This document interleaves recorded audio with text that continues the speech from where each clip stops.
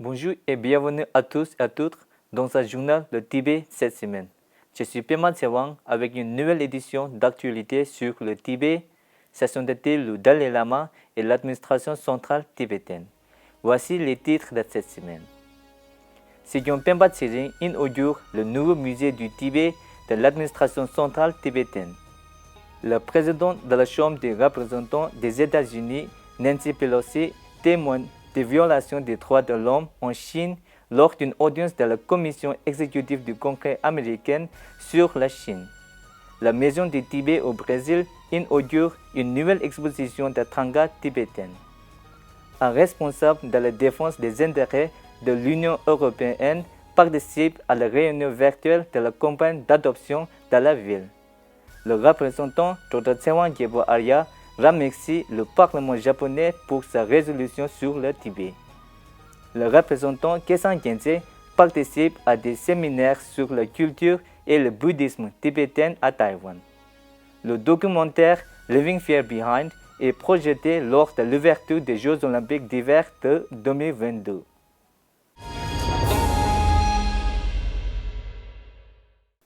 Mercredi dernier, Sigyong Pemba Tsering a officiellement inauguré le nouveau musée du Tibet, l'un des grands projets entrepris par l'administration centrale tibétaine.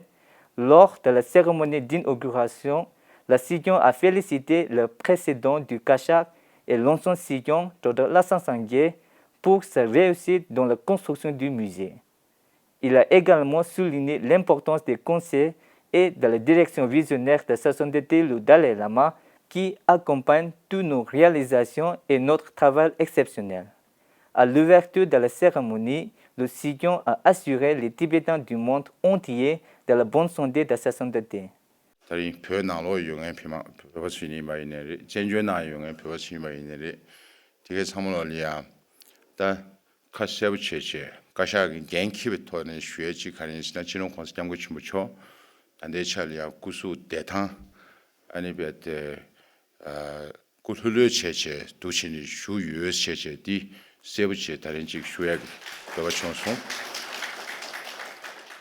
ministre du département de l'information des relations internationales, Nongjin Doma, a souligné que le musée était la porte d'entrée de la lutte politique du Tibet et présentait une version non censurée de la véritable situation dans le pays.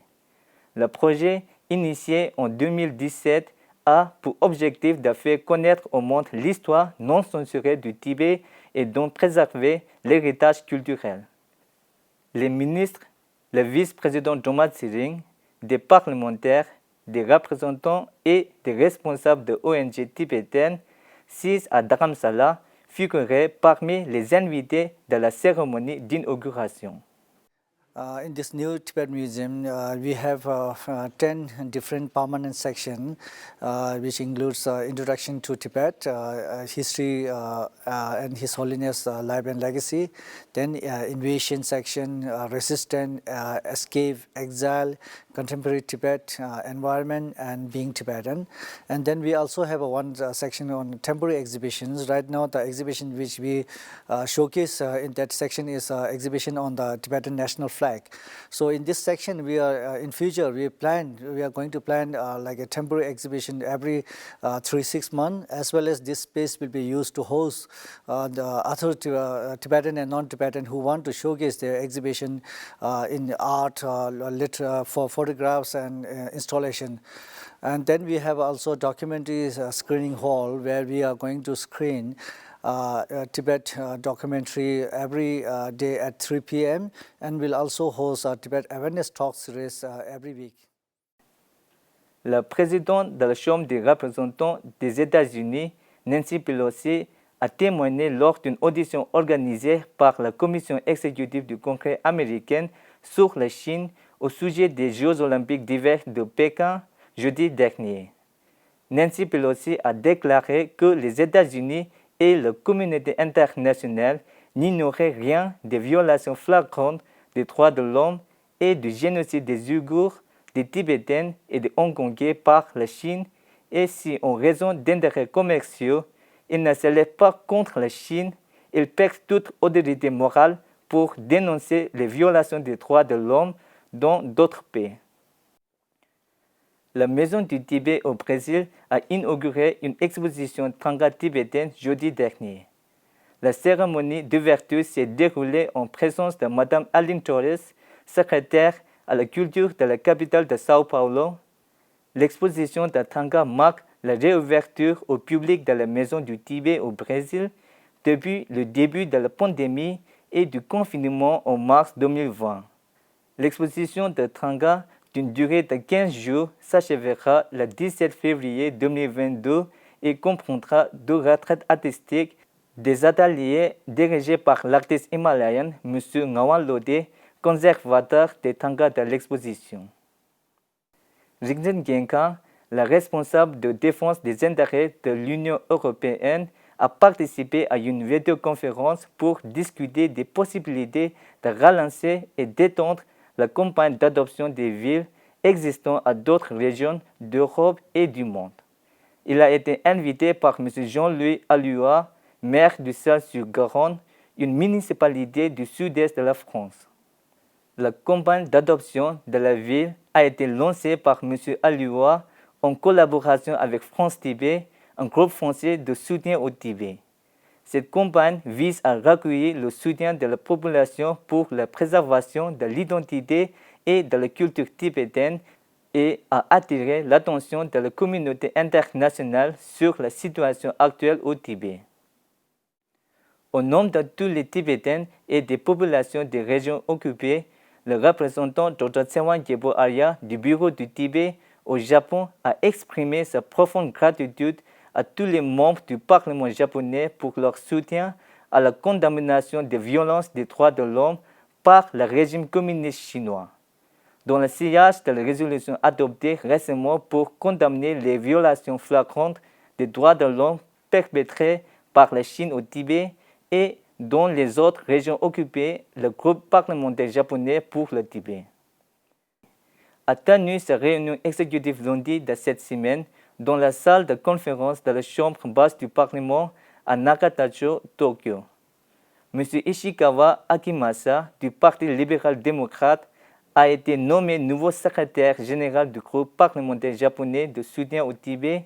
Il a exprimé son engagement sincère pour maintenir une plateforme dynamique au mieux de ses capacités.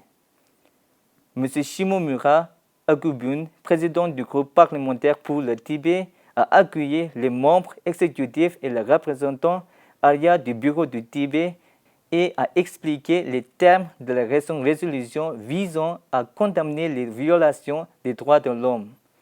Environ 19 membres du Parlement et leurs représentants ont assisté à la réunion. Des représentants de Super Samka, une association de moines japonais, ont visité le bureau du Tibet au Japon et rencontré le représentant Dr. Tsewan Gyebo Arya. Ils ont soumis une déclaration écrite de l'association exprimant leur solidarité avec les Tibétains au Tibet, qui souffrent sous le régime brutal de la Chine. Le représentant Dr. Arya a remercié les envoyés de Super Samga et s'est félicité leur préoccupation et leur soutien en ce moment crucial. Le représentant Kesan Gyatso a participé à une série de conférences et de discussions organisées par l'Université de Taïwan et l'Institut de la paix de Taïwan sur les violations des droits de l'homme au Tibet et le conflit sino-tibétain à la fin de l'année 2021. Le représentant Kesan Gyatso a pris part à diverses activités, notamment l'inauguration d'un nouveau mémorial dédié au 7e Changyal Rinpoché, une rencontre avec les chefs religieux de l'Association chrétienne de Taïwan, une exposition sur le bouddhisme tibétain, des peintures Thangka et des routes du Dharma dans le comté de Yilan.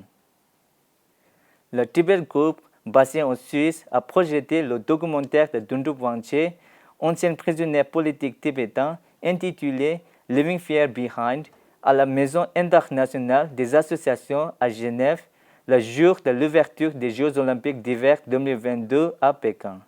La projection a été suivie d'une session interactive d'1 heure avec le réalisateur.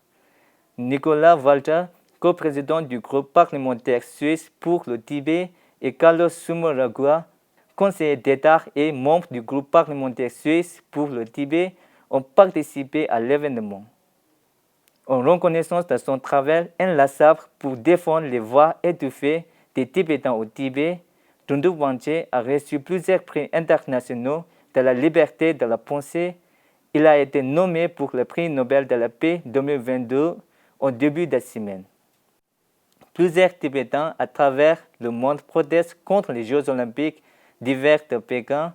Des Tibétains et des partisans du Tibet à Canberra et Auckland ont organisé une manifestation devant l'ambassade de Chine et le consulat général de Chine, respectivement, afin de mettre en lumière les violations des droits de l'homme commises par le Parti communiste chinois à l'encontre des Tibétains, des Ouïghours, des Hongkongais, des Taïwanais, des pratiquants de Falun Gong et des citoyens chinois.